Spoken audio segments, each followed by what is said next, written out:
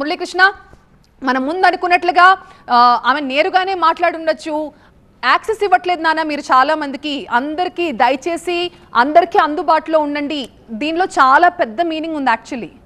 అవును, ఖచ్చితంగా. ఎందుకోసం అంటే ఇందులో చాలా పెద్ద మీనింగ్ ఉంది. ఒకటి, ఈ ఎన్నికల్లో ఓటమి పాలవడానికి ఇంతకుముందు చెప్పినట్టుగా కవిత లిక్కర్ స్కామ్లో ఇరుక్కోవడం ఒక ప్రధానమైనటువంటి అంశం అని చెప్పి పార్టీ వర్గాల్లో ఏదైతే చర్చ సాగుతుందో దానికి కౌంటర్ ఇచ్చే విధంగా ఏదైతే కాంగ్రెస్ పార్టీ ఎన్నికల సందర్భంలో ప్రస్తావించిందో, కేసీఆర్ అనేటువంటి వ్యక్తి ఉద్యమ నాయకుడు కేవలం ఫామ్ హౌస్కి పరిమితం అవుతున్నాడు, లేదంటే కనుక కేవలం ప్రగతి భవన్కి మాత్రమే ముఖ్యమంత్రిగా పరిమితం అవుతున్నాడని ఎన్నికల సందర్భంలో ఏదైతే కాంగ్రెస్ పార్టీ ఆరోపించిందో ఆ ఆరోపణలు ఇప్పుడు మళ్ళీ తిరిగి కవిత ప్రస్తావిస్తున్నారు అని చెప్పి అనుకోవచ్చు. ఎందుకోసం అంటే ఇప్పుడు ఎన్నికల్లో ఓడిపోయిన తర్వాత కూడా పార్టీ ఎన్నికల్లో ఓటమి పాలైన తర్వాత కూడా ఇప్పటికీ కూడా మీరు ప్రజలకు అందుబాటులో లేరు అని చెప్పి చెప్పకనే చెప్తోంది కవిత ఈ లేఖ ద్వారా కేసీఆర్ను ఉద్దేశించి అన్నది మనకి చాలా స్పష్టంగా కనబడుతోంది. సెలెక్టివ్గా మాత్రమే మీరు రీచ్ అవుట్ అవుతున్నారు, అందరికీ మీరు రీచ్ అవుట్ కావటం లేదు అని ఇప్పటికీ, అంటే మీ పద్ధతి ఇప్పటికీ అలాగే కొనసాగుతోంది అన్నది ఈ లేఖలో కవిత కేసీఆర్ని ప్రశ్నించినటువంటి అంశంగా మనం భావించడానికి ఆస్కారం ఉంది. దాంతోపాటుగా 2001 నుంచి అంటే ఉద్యమ సందర్భం నుంచి ఇప్పటి వరకు గడిచిన 5 ఏళ్లుగా ఎవరైతే కేసీఆర్తో పాటు నడుస్తూ వచ్చినటువంటి ముఖ్యమైనటువంటి నాయకులు ఉన్నారో వాళ్ళందరికీ కూడా మాట్లాడించేటువంటి అవకాశం వాళ్ళు. ఎందుకంటే 5 ఏళ్ల సంబరాల సందర్భంలో ఇంత పెద్ద ఎత్తున తనతో పాటు నడిచినటువంటి నాయకత్వానికి ప్రాధాన్యత ఇవ్వలేదు అనేటువంటి అంశం. అంటే సెలెక్టివ్గా కొంతమంది నాయకులకు మాత్రమే యాక్సెస్ ఉంటుంది, కొంతమంది నాయకులకు మాత్రమే ఎలివేషన్ ఉంటుంది అని చెప్పి చెప్పకనే చెప్తోంది ఈ లేఖలో కవిత. అంటే ఇవన్నీ కూడా పార్టీ ఓడిపోవడానికి తాను ఒక కారణం అని చెప్పి ఎవరైతే ప్రశ్నిస్తున్నారో ఇక్కడ ఉన్నటువంటి లోపాలు కూడా మీరు గమనించుకోండి అని చెప్పి చెప్పకనే చెప్పడం ఈ లేఖ ద్వారా కవిత ఉద్దేశం అన్నది మనకి ఇక్కడ చాలా క్లియర్గా కనబడుతున్నటువంటి అంశం.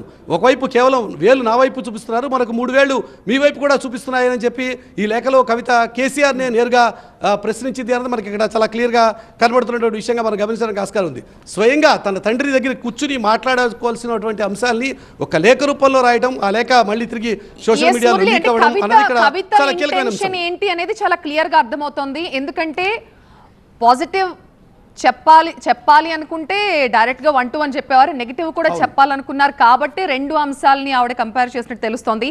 ఒక్కసారి కవిత తన తండ్రికి ఇచ్చిన ఆ నెగిటివ్ ఫీడ్బ్యాక్ ఏంటో ఒకసారి మన బిగ్ స్క్రీన్ మీద చూద్దాం. ముందుగా, నాన్న మీరు ఉర్దూలో మాట్లాడకపోవటం నాకు నచ్చలేదు, మీరు ఉర్దూలో కూడా మాట్లాడుండాల్సిందంటూ ఆవిడ ప్రస్తావించారు. అలాగే వక్ఫ్ బిల్లు మీద కూడా మీరు మాట్లాడలేదు, వక్ఫ్ బిల్లు గురించి అంత దేశవ్యాప్తంగా అంత రచ్చ జరుగుతున్నప్పుడు మీరు ఆ బిల్లు గురించి మీరు ప్రస్తావించి ఉండాల్సిందని కవిత అన్నారు. దీంతో పాటుగా 42% బీసీ రిజర్వేషన్లకు సంబంధించి ఆ అంశాన్ని కూడా మీరు విస్మరించారంటూ ఆవిడ ప్రస్తావించారు. దీంతో పాటుగా ఎస్సీ వర్గీకరణ అంశం మీద కూడా మీరు మాట్లాడి ఉండాల్సింది, మాట్లాడకపోవడం బాగాలేదంటూ చెప్పారు. దీంతో పాటుగా ఇంత పెద్ద మీటింగ్కి మళ్ళీ పాత ఇన్ఛార్జెస్ని ఇవ్వడంతో వాళ్ళు మళ్ళీ పాత పద్ధతిలోనే తెలంగాణ ఉద్యమకారులకి సదుపాయాలు కల్పించలేదని తనకి ఫీడ్బ్యాక్ వచ్చిన విషయాన్ని కవిత ఇందులో ప్రస్తావించారు. అలాగే లోకల్ బాడీస్లో సర్పంచెస్గా పోటీ చేయాలనుకునే వాళ్ళు రిలాక్స్డ్గా ఉన్నారు, వాళ్ళు యాక్టివ్గా లేరు. కానీ ఎంపీటీసీ, జెడ్పీటీసీ, ఎంపీపీగా ఉండాలనుకునే వాళ్ళు ఇన్ఛార్జెస్ నుంచి కాకుండా రాష్ట్ర పార్టీ నుంచి డైరెక్ట్గా బీఫామ్స్ ఇవ్వాలని వాళ్ళంతా కోరుతున్నారంటూ కవిత ప్రస్తావించారు. అలాగే మీరు స్టేజ్ మీదకి వచ్చే లోపల 2001 నుంచి ఎవరైతే నాయకులు మీతో పాటు కలుస్తున్నారో వాళ్ళందరికీ కూడా స్టేజ్ మీద మాట్లాడే అవకాశం ఇచ్చుంటే బాగుండేది అని కవిత అన్నారు. అలాగే ధూమ్ధామ్ కార్యకర్తల్ని ఆకట్టుకోవడంలో ఫెయిల్ అయిందని ప్రస్తావించారు కవిత. అలాగే బీజేపీకి సంబంధించి ఆల్రెడీ కాంగ్రెస్ ఎప్పటి నుంచో ఒక ప్రచారం చేస్తోంది, బీజేపీ బీఆర్ఎస్ ఆల్రెడీ కుమ్మక్కై పనిచేస్తున్నాయి, ఫ్యూచర్లో ఈ 2 పార్టీలు కలిసిపోతాయని. సో దాని గురించి మీరు కనీసం ప్రస్తావించి ఉండాల్సింది. మీరు మాట్లాడకపోవడం వల్ల చాలా మంది ఫ్యూచర్లో బీజేపీ బీఆర్ఎస్ కలిసిపోతాయి, ఫ్యూచర్లో పొత్తు పెట్టుకుంటారు అనే స్పెక్యులేషన్స్ కి మీరే ఊతమిచ్చేలాగా మీరు ఆ విషయాన్ని ప్రస్తావించకపోవడం కూడా బాగాలేదు నాన్న అంటూ కవిత మాట్లాడారు.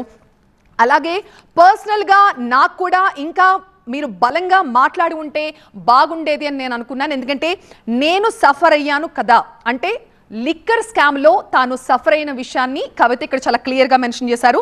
అందుకనే కావచ్చు నాకు అది చాలా బాధగా, హర్టింగ్గా అనిపించింది. బట్ మీరు ఇంకొంచెం గట్టిగా బీజేపీని టార్గెట్ చేసి మాట్లాడుంటే బాగుండేది అని కవిత తన ఇంటెన్షన్స్ని చాలా క్లియర్గా ఈ లెటర్లో పొందుపరిచారు.